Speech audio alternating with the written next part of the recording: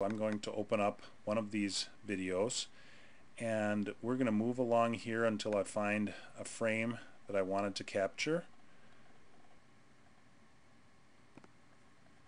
So once I get to the exact expression that I like, all I need to do is go Shift Command 4.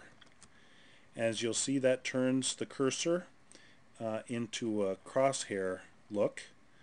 And I don't know that this is the perfect photo that I want to pick as an example, but here I picked a nice one where Rebecca's looking at the camera and Evelyn's being, well, just Evelyn. And when I get the desired cropping,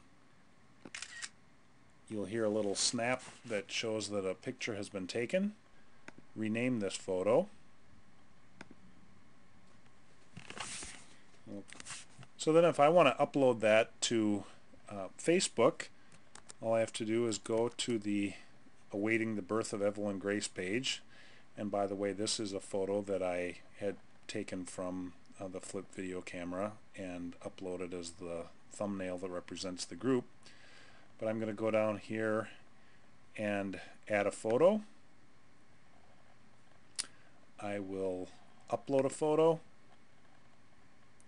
choose the file, going to the desktop, getting Becca and Evelyn, and I certify that I have the right to distribute these photos, upload it, and here is that photo. I can add a caption, and to tag the photo all I have to do is click there and I can choose Becca, and she's tagged so that when this photo is saved, it'll show up in her timeline that Becca was tagged in a photo. I'll go back to photos. I'll save it. Now I'll go back to the photos,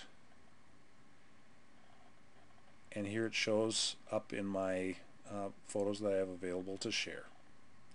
So this is just an example of how you can take flip video footage, select a still frame, and upload it to share on websites like Facebook.